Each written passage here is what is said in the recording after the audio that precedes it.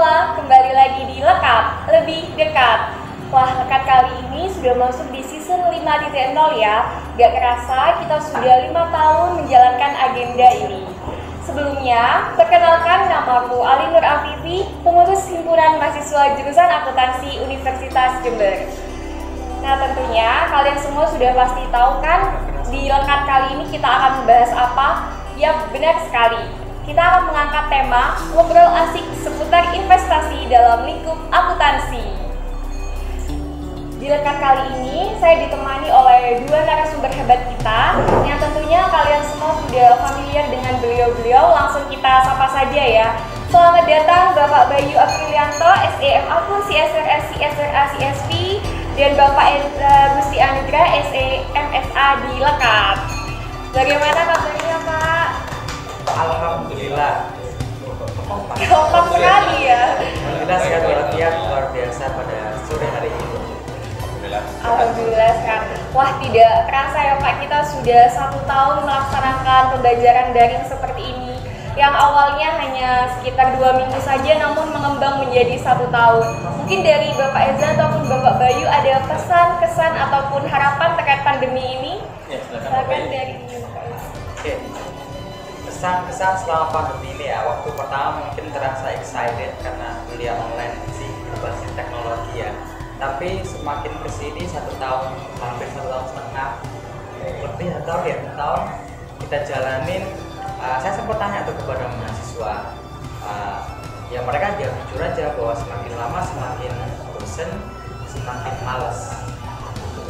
Tapi bukan malas yang karena dalam tanda kutip buruk, tapi malas bosen dalam sistemnya yang online. Terus kemudian ya saya jujur aja bahwa saya pun di sini juga lama-kelamaan merasa bosan dan malas kayak gitu. Tapi kan ini memang keadaan yang pandemi ya, jadi memang keadaan sulit yang kita nggak boleh dihindari, tapi kita harus menghadapi itu. Bagaimana caranya kita tetap nggak boleh hilang semangat, tetap semangat belajar, karena keadaan sulit ini kalau kita bisa struggle dan tetap survive, kita bisa menjadi pribadi yang lebih maju dan berkembang di masa depan. Wah, kreatif sekali. Mungkin dari Bapak Eza? Oke. Kalau kesannya sih ya Mbak ya, kalau selama perpindahan antara mengajar dari offline ke online, kalau dulu kan kita sempat 2 minggu offline ya Mas ya, 2 semester yang lalu sempat 2 minggu mengajar, kemudian akhirnya ada surat edaran yang mewajibkan kita semua untuk kuliah online.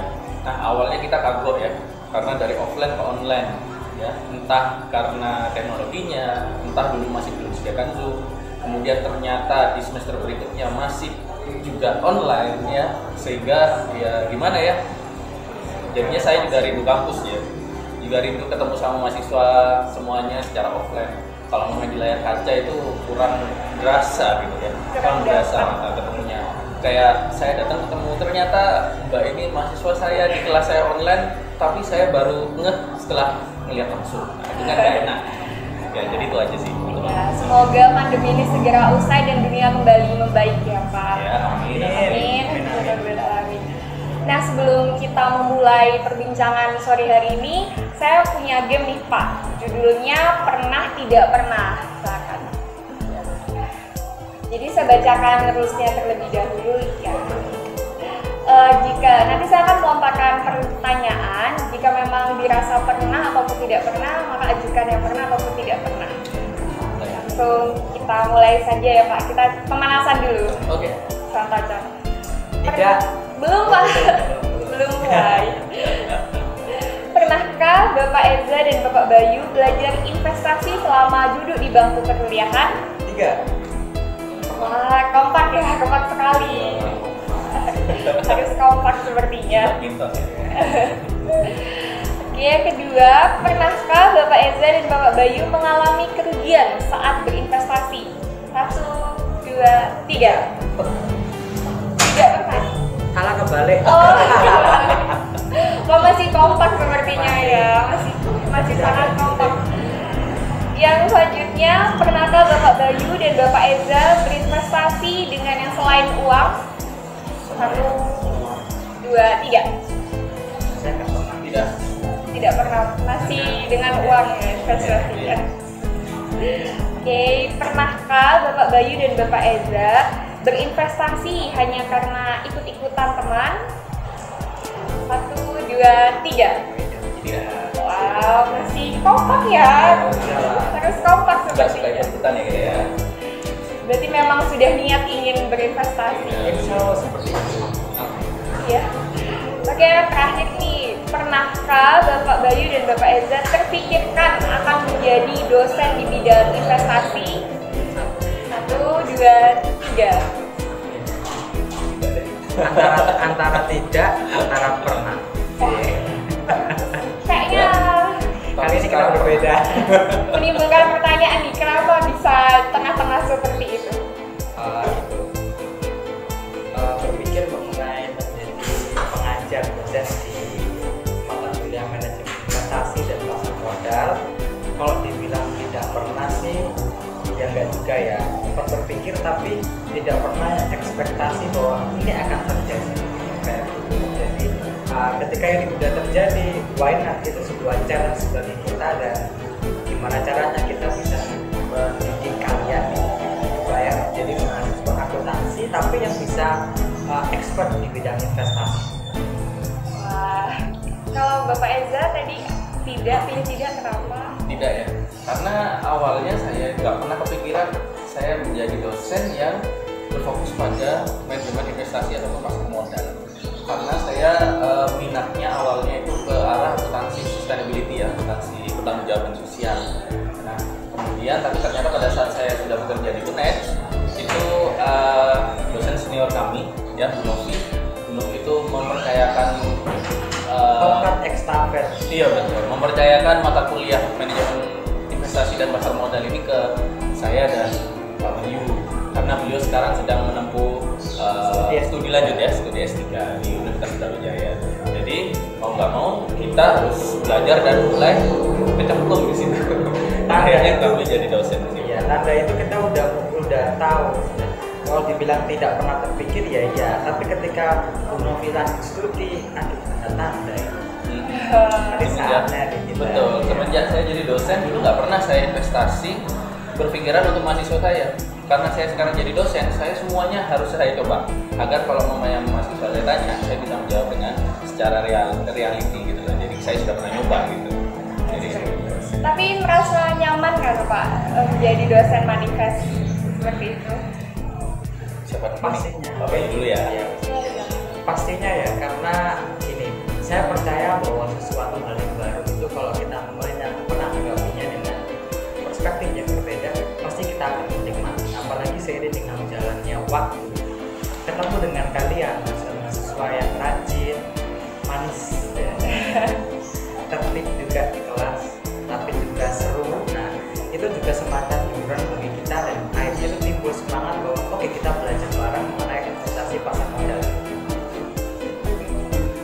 Dari Bapak Eza, apakah nyaman menjadi dosen manifest? Ya betul ya, yang Pak Bayu katakan itu sudah benar ya. Maksudnya pada saat kita akan melakukan sesuatu yang baru, itu pasti akan berat di langkah pertama. Jadi pada saat pertama saya mengajar, saya itu challenge-nya adalah kalau ada mahasiswa yang tanya di luar buku. Sedangkan saya pertama kali kan sumbernya dari buku ya. Untuk masalah realitanya kayak kita mencoba aplikasi ini, aplikasi itu, untuk apa cryptocurrency lah apa. Saya kan waktu itu tidak pernah kepikiran di situ. Nah, pada saat mahasiswa tanya, saya merasa challenge gitu, merasa tertantang. Wah, ini mahasiswa nanya ini berarti penting. Akhirnya saya nyoba-nyoba. Cuma yang masih belum saya pernah sentuh itu masih cryptocurrency itu. Masih bingung saya untuk itu ya. Mungkin seperti itu. Maybe someday. Ya, maybe someday. Oke. Berbicara terkait investasi nih Pak, tentunya kita mahasiswa akuntansi harusnya sudah familiar sekali dengan kata investasi ini. Namun mungkin dari beberapa penonton dari HMJA channel ini ada yang belum mengerti apa itu investasi. Mungkin dari Bapak Eza ataupun Bapak Bayu bisa menjelaskan pengertian investasi itu apa sih? Saya dulu. Oke. Ya. Jadinya kayak kuliah, takutnya saya takut kuliah, tapi pakai bahasa simpel aja ya. Ya. Jadi kalau investasi ya, kalau menurut saya itu di mana kita menaruh sumber daya kita ke aset produktif Jadi aset produktif itu nggak selalu saham, ya, nggak selalu obligasi dan yang lain-lain itu. Tapi aset produktif itu bisa jadi kalian punya tanah, kalian sewakan, kalian punya bangunan, kalian koskan. Itu juga salah satu investasi. Jadi menurut saya itu kalau simpelnya, kalau kita tidur, uang kita menghasilkan uang yang lain, ya itu saya rasa itu adalah investasi bagi saya.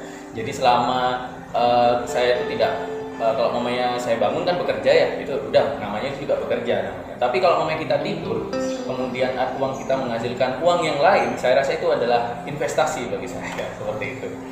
Mungkin Oke, saya tinggal nambahin penjelasan dari Pak Eza aja ya, bahwa kita lihat kita ini negara berkembang. Nah, kalau negara-negara maju itu ada perbedaan yang cukup signifikan. Bahwa di negara maju itu aset-aset mereka itu mereka nggak diam, maksudnya tidak tidurin tadi. Nah, mereka yang bekerja, aset-asetnya yang bekerja, manusianya, SDM-nya yang tidak banyak bekerja dalam tanda kutip. Nah, kebalikannya di negara berkembang itu malah SDM-nya yang bekerja, asetnya lebih banyak tidur. Nah, itu suatu perbedaan yang cukup signifikan. Maka sekarang itu negara kita sangat mengkampanyekan yang namanya investasi, nggak hanya di level pasar modal individual atau institusional, tapi juga pemerintah juga berusaha mengarahkan agar anggaran itu dialokasikan untuk investasi, entah itu sektor real maupun yang non real atau di pasar keuangan, kan gitu. Supaya apa? Yaitu supaya kita dapat return, tapi juga ada resikonya. Namun kita kerjanya, usahanya itu tidak sama seperti kita bekerja untuk mendapatkan uang. That's the difference between investasi dan kita kerja pada umumnya konvensional. Seperti itu. Nah, sebenarnya seberapa penting sih Pak ini investasi, terutama bagi kita kaum milenial? Apakah investasi sangat perlu untuk tujuan kita di masa mendatang? Mungkin dari Bapak Eza. Saya dulu ya. Sebenarnya sih kalau untuk kaum milenial ya, investasi itu penting apa enggak? Sebenarnya untuk semua orang itu penting ya, nggak cuma hanya kaum milenial. Kita kaum apa ini, kita baby boomer ya. Nggak tahu ya, kita nggak tahu kaum apa, tapi semua orang harus tahu pentingnya investasi, karena investasi itu selain kita bekerja untuk mencari uang ya, untuk kita mencari uang sehari-hari, tapi uang yang kita kumpulkan itu kalau kita nggak lakukan investasi, dia akan tetap segitu jumlahnya. Tapi kalau namanya kita taruh uang yang kita kumpulkan atau simpan itu ditaruh di aset produktif, itu akan menjadi lebih baik. Maksudnya lebih baik di sini pasti dia akan berkembang. Entah mungkin bisa jadi dia turun, bisa jadi dia naik. Tapi kalau kita simpan di produk investasi yang low risk ya, risiko rendah, itu insya Allah untuk uang simpanan tadi yang ditaruh di aset produktif itu kemungkinan besar akan naik seperti itu. Walaupun nggak seberapa, tapi kan namanya uang disimpan ya, daripada disimpan dan nilainya sama terus, kan mending kita diinvestasikan seperti itu. Mungkin dari Bapak Bayu? Kalau saya sih ini mungkin dari level lanjutan dari sebuah pepatah, rajin menabung pangkal kaya. Nah, kan gitu ya. Itu kan kita rajin menabung pangkal kaya. Nah, sekarang kita sebagai mahasiswa, kalian punya uang saku dong? Gak mungkin enggak. Nah, daripada uang itu kalian gunakan untuk kepentingan konsumtif doang. Nah, itu kan tidak ada manfaat, tidak ada return di masa depan. Kemudian ditabung baik Kak, bagus, ditabung juga bagus karena untuk kepentingan masa depan, supaya nanti kalau di masa depan ada kejadian luar biasa yang menghendaki kalian untuk mengeluarkan biaya tadi, nah kalian bisa ambil untuk tabungan. Nah, kalau dengan investasi ini, masa depan tadi kita itu bisa mengharapkan dengan adanya expected return. Nah, kalau tadi nabung kita udah cuma punya uang segini, masa depan ya segitu aja. Kalau dengan investasi, kita invest uang kita alokasikan dana kita, harapannya nanti di masa depan uang itu yang segitu bisa jadi banyak di masa depan. Nah, itu kan sangat profitable bagi kalian, sehingga mungkin di masa depan kalian punya tujuan apa tertentu. Nah, saya rasa dengan kalian nabung dan diinvestasikan, that's gonna help you. Cukup penting ternyata ya investasi. Nah, oke. Selanjutnya ini kita memasuki pertanyaan-pertanyaan dari yang sudah dihimpun di Telegram maupun di Instagram HMJA. sekali kayaknya. Sulit ya. Menurut Bapak Bayu nih, pada saat pandemi seperti ini, apakah baik bagi kita yang ingin berinvestasi? Pertanyaan dari Maya Damayanti. Terima kasih ya Maya Damayanti atas pertanyaannya, sangat interesting sekali, menarik sekali bahwa apakah investasi di masa pandemi ini baik apa enggak ya? Kalau saya ada dua persepsi berkaitan kayak gini. Saat awal pandemi, ketika kita melaksanakan investasi dalam artian misalkan nih kita beli saham, saat itu saya rasa itu beresiko sekali. Kalau kita beli saham, karena apa? Mungkin mereka berpikir bahwa waduh bisa-bisa harganya bisa semakin jatuh terus. Nah, kita rugi, panik dah, udah rugi harga, panik, pandemi, melas dong.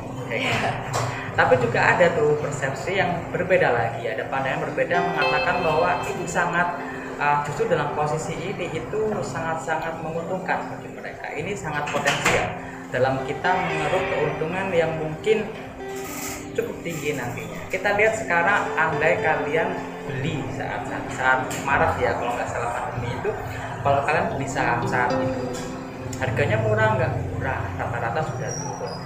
Mereka berpikiran bahwa ini loh pandemi, dulu juga pernah ada pandemi, turun, apakah nggak ada chance untuk naik? Ada. Kita lihat sekarang bulan Maret berapa tuh harga saham sekarang? IHSG dulu sempat turun sampai ke level 3.900-an. Sekarang udah naik tuh jadi 6.000 lagi. Bayangkan kalau saat itu kalian beli saham-saham di BI misalkan bulan Maret dengan harga murah sekali. Nah sekarang bagaimana? Wow, itu sangat-sangat potensial sekali. Jadi saya nggak bisa mengatakan bahwa baik atau tidak, ada dua perspektif. Dua-duanya baik apa enggak?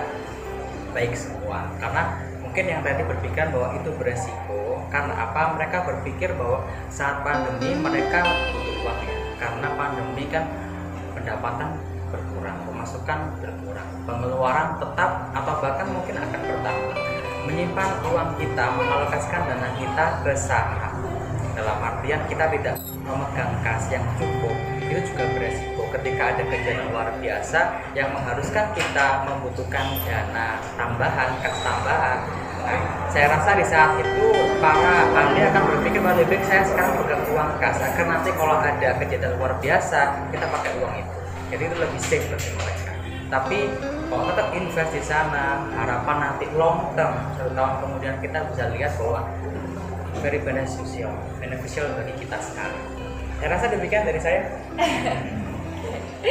Oke, pertanyaan kedua nih dari Lucy Safira. Menurut Bapak Eza, lebih menjanjikan mana antara investasi emas dengan investasi saham? Terima kasih Lucy untuk pertanyaannya. Mungkin Lucy sekarang sedang bingung ya antara memilih emas ataukah memilih saham ya. Oke. Jadi gini, kalau untuk masalah lebih menjanjikan mana, dua-duanya menjanjikan. Cuma yang membedakan keduanya ini adalah tingkat fluktuatifnya. Jadi untuk emas ya, tingkat fluktuatifnya itu saya lihat selama beberapa tahun kebelakang itu masih nggak terlalu tinggi dan juga nggak terlalu turunnya juga nggak terlalu rendah. Sedangkan kalau untuk saham itu memiliki banyak tipe ya. Ada yang kalau memang di pasar modal itu dikategorikan blue chip ya, yang lainnya mungkin yang biasa-biasa ya. Jadi kalau namanya untuk kategori yang saham-saham yang tingkat risikonya rendah, fluktuatifnya itu mungkin hanya rendah. Jadi naiknya rendah, turunnya rendah, sehingga kemungkinan untuk naik juga rendah, returnnya rendah. Kemudian kalau namanya rugi pun rendah. Tapi ada juga tipe saham di mana fluktuatifnya sangat tinggi dan turunnya juga sangat curam. Jadi itu juga harus dipersiapkan bagi Lucy ya tadi ya. Iya. Lucy.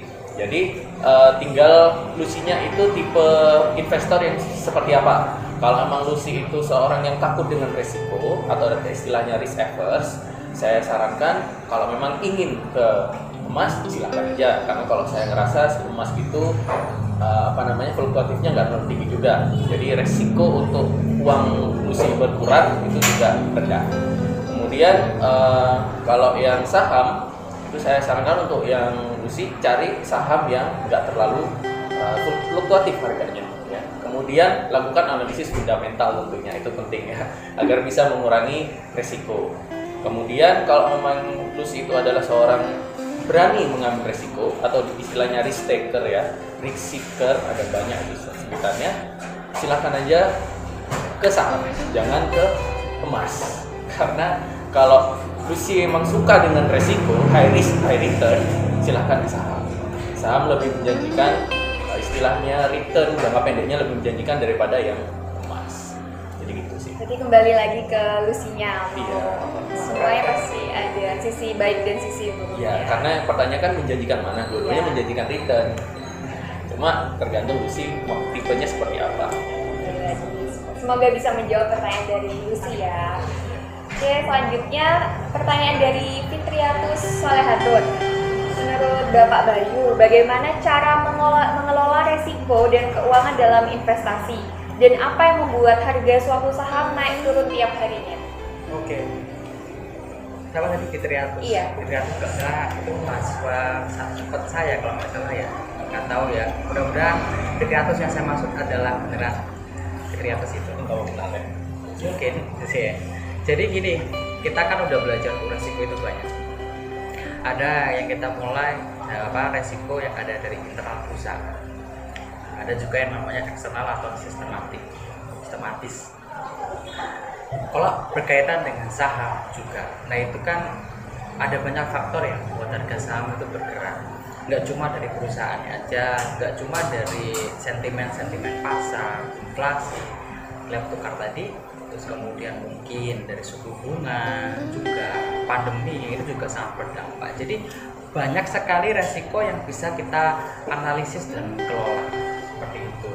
Gimana sih caranya? Ya bagaimana caranya kita sebagai investor itu ya jangan pasif gitu. Kita invest oke lah kalau misalkan tren harganya nggak terlalu sering, tapi kan bukan berarti itu kita tidak menutup telinga terhadap segala informasi yang ada di pasar, termasuk informasi berkaitan dengan perusahaan. Karena pasar itu bergerak dengan sangat cepat, harga itu bergerak dengan sangat cepat. Detik sekarang, 1 jam kemudian bisa dapat berubah. Nah kalau kita itu nggak aktif mencari informasi, nah itu kan bisa berarti kita itu kehilangan waktu untuk menganalisis resiko tersebut. Nah bagaimana caranya? Yaitu ada perhitungan mengenai resiko. Bagaimana kita menganalisis resiko tadi, dan juga kita harus tahu dengan tepat saat terjadinya resiko-resiko tadi. Jangan sampai kita terlambat. Misalkan kayak pandemi, kalau kita cuek-cuek aja terus kemudian melihat bahwa harga saham udah turun semua, kenapa ini? Kita kan buta informasi, ternyata karena pandemi.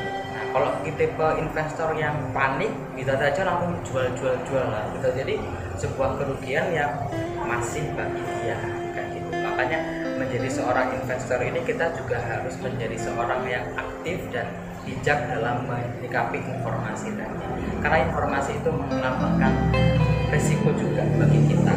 Seperti itu dari saya. Oke.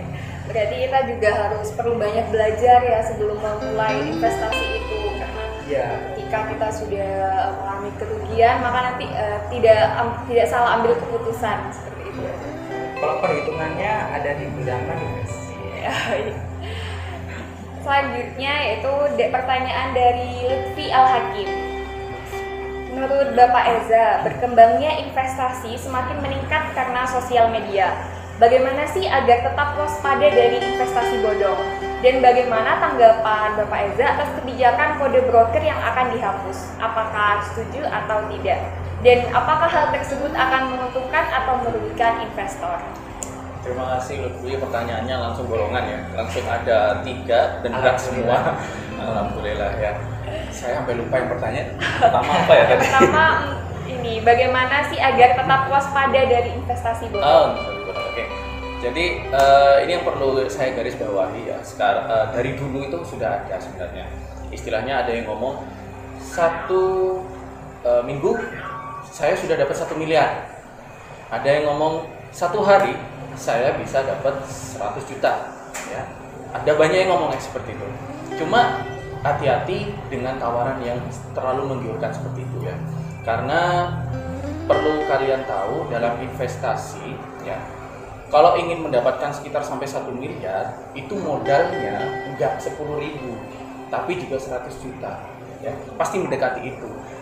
Karena dia cuma asal ngomong seperti itu hanya untuk iklan aja sebenarnya. Jadi kalau mamanya dia ngomong 1 miliar ya, 1 miliar, tapi dia nggak menyebutkan modal pertama dia gunakan itu berapa. Siapa tahu dia sehari dapat 1 miliar, tapi modalnya 999 juta, sehingga dia satu hari dapat 1 juta, sehingga dia bisa menyimpulkan saya dapat 1 miliar sehari. Nah itu pertama, itu adalah anomali yang pertama bahwa itu investasi yang kalian kudu hati-hati. Kemudian yang kedua, ya, itu istilahnya ada apa? Too good to be true, ya istilahnya too good to be true. Jadi hati-hati. Kemudian kalau yang kedua, pastikan apa ya, perusahaan investasi ya yang menyediakan produk investasi seperti itu sudah terdaftar di OJK ya, di BNI atau OJK itu. Jadi pastikan sudah terdaftar. Kalau sudah terdaftar ya aman insya Allah. Kemudian pertanyaan kedua, bagaimana tanggapan Bapak Eza atas kebijakan kode broker yang akan dihapus? Oh ya, kode broker yang akan dihapus ya. Yaitu sebenarnya itu masih wacana ya, itu masih rencana. Jadi ada wacana kode broker itu dihapus. Ini sepanjang pengetahuan saya ya. Jadi kode broker itu mau dihapus dengan alasan transparansi katanya. Jadi kenapa kok alasannya transparansi? Jadi nggak melulu broker yang top yang dipilih oleh orang. Jadi broker-broker yang awalnya tidak diketahui namanya itu bisa dilihat oleh orang lain. Ya. Jadi kita itu dalam perjalanannya sebelum ada wacana ini, orang-orang pasti akan lebih mempercayai broker yang sudah berpengalaman dan istilahnya jitu lah istilahnya ya, tips triknya itu jitu. Jadi ya brokernya ya itu aja yang dipilih. Nah mungkin dengan adanya kecenderungan seperti itu ada keberatan mungkin ya dari broker-broker yang lain, sehingga mengajukan keberatan gimana kalau pada broker itu dihapus. Jadi ada plus minusnya sebenarnya.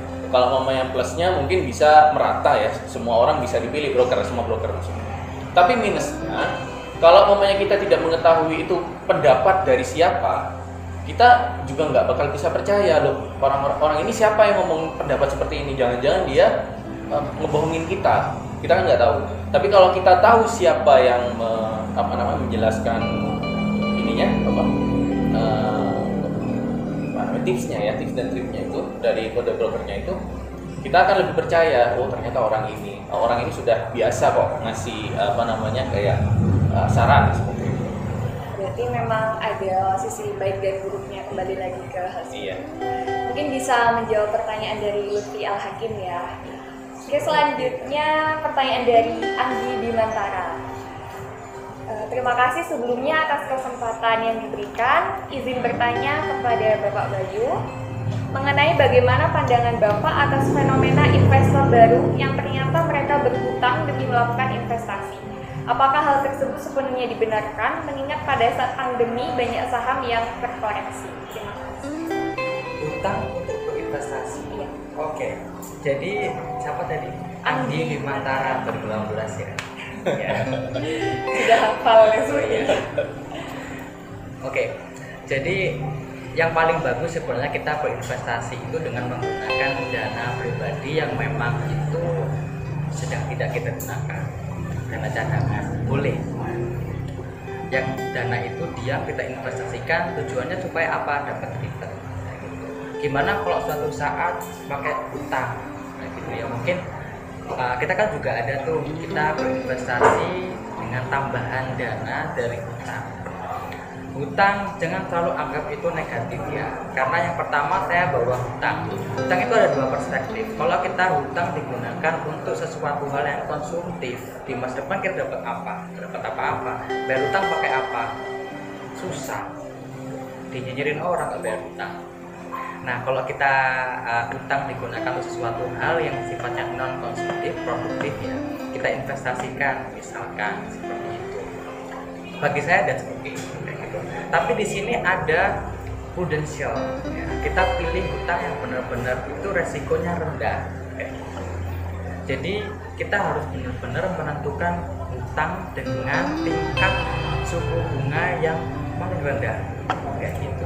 Dan kita harus menargetkan tingkat return dari investasi kita yang semoga paling tinggi. sehingga kita masih ada space keuntungan yang bisa kita bisa dapat. Jangan sampai kita hutang investasi, untung dari itu habis buat bayar bunga, impas dengan bayar hutangnya tadi, terus ngapain dong? Tadi dapat apa-apa sih Pak ya? Dapat satu, yaitu pengalaman. Gitu. Tapi kan kita investasi kan tujuannya kan biar dapat cuan. Ngapain juga kalau investasi kita nggak dapat cuan gitu. Maka dari itu yang saya sarankan adalah kalian harus lebih analisisnya ya, lebih harus benar-benar matang, lebih aktif menganalisis pasar, teknikal ataupun fundamental, that's okay, itu terserah kalian. Preferensi kalian mengenai resiko, jadi lebih hati-hati kayak gitu. Jangan sampai kalian sudah rugi di investasinya, sudah rugi untuk bayar hutangnya, bayar bunganya kayak gitu. Jangan sampai nanti kalian bisa jual rumah untuk nggak bayar hutang, untuk mengcover kerugian kalian. Saya rasa jangan. Oke, dari saya seperti itu. Ya, mungkin lebih berhati-hati lagi ya, dan lebih menetapkan analisisnya dulu. Iya. Biar tidak kita juga sudah rugi investasi dan juga rugi di hutangnya. Iya. Susah bayarnya. Kasihan. Iya. Oke, yang selanjutnya pertanyaan dari Sinta Nurmalasari. Bagaimana seharusnya kebijakan akuntansi perusahaan dalam menyikapi penggunaan kas yang menganggur untuk investasi dengan tetap menjaga perusahaan memiliki likuiditas yang aman? Halo Sinta, terima kasih untuk pertanyaannya ya. Mungkin di sini saya masih kurang paham terkait kebijakan akuntansi ya, kebijakan maksudnya kayak gimana. Tapi kalau namanya boleh saya luruskan, mungkin kebijakan manajemen ya. Kebijakan manajemen terkait bagaimana uang menganggur atau idle cash itu bisa ditaruh di investasi, tapi investasinya justru tidak merugikan, istilahnya merugikan perusahaan ya, seperti itu. Ya mungkin yang pertama yang harus perusahaan itu harus perhatikan adalah dia ingin investasi di mana.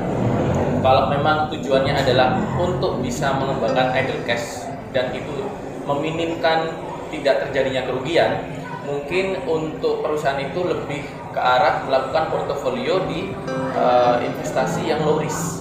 Low risknya seperti apa Pak? Mungkin seperti obligasi, ya. Kemudian saham-saham yang fluktuatifnya tingkatnya rendah, itu bisa jadi pilihan dari perusahaan tersebut untuk bisa dimasukkan dalam portofolionya. Sehingga tujuannya yaitu memanfaatkan idle cash agar terus bertumbuh, ya. Jadi tidak meminimalkan kerugian, yaitu ditaruhkan di produk-produk investasi yang logis. Mungkin bisa menjawab pertanyaan dari Sinta Nurmalasari ya. Oke, pertanyaan terakhir nih bisa dijawab oleh Bapak Eza dan juga Bapak Bayu sekaligus. Aduh, apa ini? Investasi apa yang cocok untuk pemula, serta adakah tips and trick dari Bapak Eza dan juga Bapak Bayu terkait investasi pemula tersebut? Mungkin bisa dijawab oleh Bapak Bayu terlebih dahulu. Siapa tadi yang nanya? Oh, nggak ada deh. Iya. Nggak ada ya? Ada Pak, sorry. Pertanyaan dari Eriska Dian dan Juniko Sulis. Oh, Eriska dan Juniko. Kalau nggak ada kedua Bondowoso palingnya. Iya. Oh iya. Apa lo saya? Nancy. Oke, jadi kalau kalian merasa sebagai beginner ya, pemula, kalau dalam istilah game itu newbie ya. Jadi kalian nggak usah khawatir, kan kita juga belajar ya. Ya udah, nggak apa-apa. Kalau kalian pengen investasi silahkan, bulatkan tekad aja. Kalau misalkan kan merasa bahwa, aduh, saya tuh masih belum paham tuh bagaimana menganalisis saham. Saya takut resikonya gimana, kayak gitu. Saya nggak bisa ngitung keuntungannya gimana, kayak gitu. Masih belum mau lah, ya bukan mau, masih belum bisa yang kayak gitu. Jadi masih naif investor. Nah, kalian ya udahlah beli reksadana aja. Kalian bisa datang ke broker atau manajer investasi di sana. Nah, kalian kan pasti dia menyediakan berbagai produk reksadana. Tinggal kalian tanya tuh benar-benar di sana sesuai dengan preferensi kalian sebagai investor. Apakah sebagai risk averse, risk neutral risk, atau risk taker, kayak gitu. Terserah kalian mau ngapain, semuanya baik kayak gitu. Terus kemudian kalau memang kalian punya dalam tanda kutip nyali yang lebih tinggi kayak gitu, kalian boleh lagi pula kan kalau misalkan Juniko sama siapa tadi? Eriska Dian. Kalian kan belajar manajemen investasi pasar modal kayak gitu. Ya silahkan kayak gitu. Belajarnya secara bertahap. Lagi pula kalau mau investasi ya jangan yang banyak-banyak dulu lah. Mulai dari step belajar. dari yang nominal ratusan ribu atau mungkin yang di atas 1 juta seperti itu level belajar ya kayak gitu. Lagi pula juga pemerintah kan sudah menurunkan kan ya jumlah saham per 1 lotnya kayak gitu. Tujuannya buat apa? Yaitu buat kita yang investor individual supaya kita itu bisa masuk ke dunia investasi, supaya investasi ini semakin meluas peminatnya kayak gitu. Jadi Junico sama siapa tadi? Eriska dan Junico bisa tuh mulai berinvestasi, datang aja. Kalau nggak salah di FEB ada galeri investasi, pasti ada galeri investasi di FEB pojok BI UNED kalau nggak salah. Ya kalau nggak gitu bisa pergi ke broker yang ada di UNED, ada securities yang ada di daerah Gajah Mada juga ada. Datang aja ke sana kayak gitu. Mulai dari beli-beli yang murah-murah dulu ya. Belajar yang pastinya kalau kita investasi kita pasti pengen dapat return, itu yang utama. Terus juga ya jangan mikir return aja, mikir mengenai resiko kayak gitu. Resikonya bagaimana? Jangan selalu terpancing dengan return yang tinggi. Pasti di baliknya juga ada resiko yang tinggi, high risk high return kayak gitu. Tapi sesuaikan dengan preferensi kalian. Jadi kira-kira investasi yang optimal sesuai dengan preferensi kalian bagaimana? Ada banyak investasi, ada banyak cara untuk menginvestasi, mulai dari teknikal, fundamental, itu banyak sekali kayak gitu. Terus sekarang gimana? Lakukan yang gitu-gitu, yang simpel-simpel aja kayak gitu. Tapi ingat, kita jangan panik, jangan menjadi investor yang follower, ikut-ikutan. Jadi ketika saham pada turun, aku bingung terus langsung menurunkan kita langsung jual gitu. Padahal kita nggak tahu pasar sedang jadi apa. Jadi kita mesti jadi investor yang sophisticated investor dengan kita melakukan suatu analisis investasi yang memang sesuai yang harusnya kayak gitu. Supaya kita nggak tersesat kayak gitu. Jadi kita mesti jadi sophisticated investor, menganalisis dengan benar-benar, dengan teliti sekali, supaya kita itu tidak mengalami suatu kerugian yang mendalam. Saya rasa itulah tips and trick kalau kita mau start awal menjadi seorang investor. Semangat untuk Eriska dan Junico. Mungkin dari Bapak Azhar yang mau ditambahkan. Oke. Ya, terima kasih Eriska dan Junico atas pertanyaannya ya. Jadi ini ranahnya tips dan trik bagi pemula ya, investor pemula ya. Jadi saya mulai dari tipsnya dulu. Yang pertama ya, yang perlu kalian ketahui adalah kenali diri dulu. Ya, kenali diri ini maksudnya adalah kalian itu punya aset apa? Apakah aset itu kas? Apakah aset itu tanah? Apakah aset itu bangunan? Nah, jadi kenali dulu aset yang dimiliki itu apa. Nah, kemudian yang kedua, jangan atau hindari penggunaan dana yang untuk konsumsi sama dana darurat untuk investasi ya. Jadi dana dua ini butuh tingkat likuiditas yang tinggi karena itu sangat dibutuhkan suatu waktu. Jadi jangan sampai mengorbankan uang konsumsi untuk investasi, bisa jadi kalian nggak makan jadinya ya. Nah, yang perlu kalian ketahui ada istilahnya cold cash. Jadi cold cash ini adalah idle cash tadi ya. Jadi ada uang selain uang darurat dengan uang konsumsi. Nah, uang inilah bagi kalian investor pemula silahkan untuk dieksplor ya, bisa ditaruh di aset produktif yang kalian inginkan. Kemudian yang ketiga, tentukan kalian ingin jangka pendek apa jangka panjang. Kalau ingin jadi jangka pendek, investasinya ada banyak macamnya. Salah satunya kalian bisa jadi trader ya. Trader itu bisa jadi kalian beli pagi jual sore, beli pagi jual besok ataupun jual minggu depan, silahkan ya. Itu untuk jangka pendek. Tapi kalau untuk jangka panjang pastinya menginginkan karena jangka panjang ya. Kalau jangka panjang biasanya kecenderungan orang itu tidak ingin rugi, tapi ada pertumbuhan walaupun sedikit. Nah, itu bisa memilih resiko yang produk investasi yang low risk. Boleh kalian beli, kalau modal kalian di atas 1 juta, bisa kalian melirik SBN, ori retail ya, atau sukuk.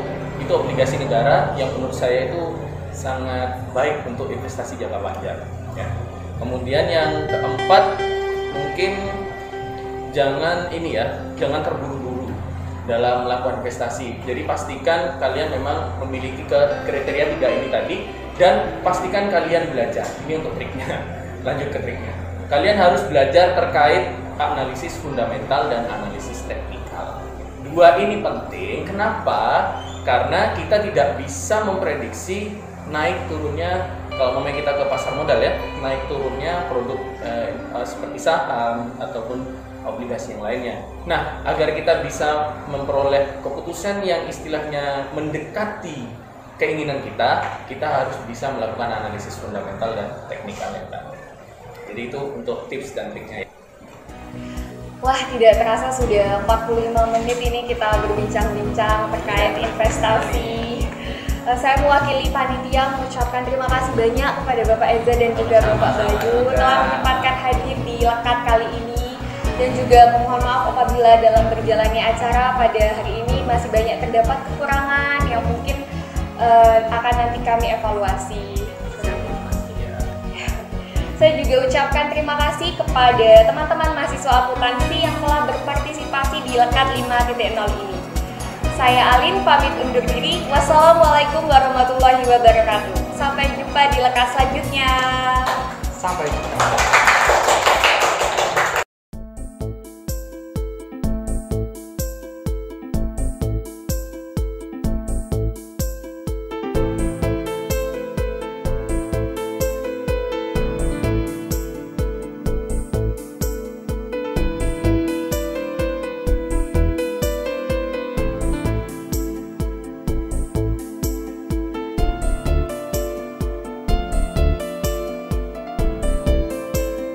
Oke, yang pertama-tama saya ucapkan my congratulations, sukses buat kalian. Karena ini Lekat 5.0 ini benar-benar high technology berbasis digital kan ya. Kan sudah revolusi industri 4.0, kan sudah membuktikan bahwa ini loh, kita HMJA 2021 yang sudah milenial kayak gitu. Tadi kan kita udah lihat bahwa kita belajar investasi ya, kita menginvestasikan dana kita, alokasi kita ke yang namanya aset produktif. Jadi jangan biarkan uang kita itu tetap diem aja, tapi kita harus produktif dengan uang itu. Sama kayak kalian HMJA sekarang di masa pandemi ini nyatanya kan udah sukses. Gak cuma diem di rumah ya apa ya bikin pekerjaannya, enggak. Kalian punya program kerja dan tetap jalan sampai sekarang. Nyatanya sekarang walaupun di masa pandemi kalian sukses menyelenggarakan ini. Jadi semoga kedepannya HMJA ini bisa semakin kreatif, inovatif, dan semakin sukses membawa nama jurusan akuntansi pada umum. Selamat. Oke, untuk pesan-pesan untuk Lekat 5.0 ya. Jadi yang pertama saya ucapkan selamat karena sudah berhasil menyelenggarakan Lekat sampai 5.0 ya. Saya sudah menyaksikan yang 1, 2, 3, 4 dan sekarang saya tinggal menunggu yang 5.0 ya. Kemudian untuk pesannya, semoga untuk Lekat 6.0 ke depannya bisa lebih baik dan lebih seru lagi. Karena saya harap karena nanti 6.0 itu kan corona insya Allah udah hilang. Mungkin bisa dikemas lebih seru lagi, nggak terkungkung dalam ruangan seperti ini, mungkin bisa game di outdoor gitu ya. Jadi saya tunggu nanti keseruannya untuk Lekat 6.0. Kemudian selamat untuk HMJA Angkatan 2021 karena sudah bisa menyelenggarakan acara yang sangat luar biasa.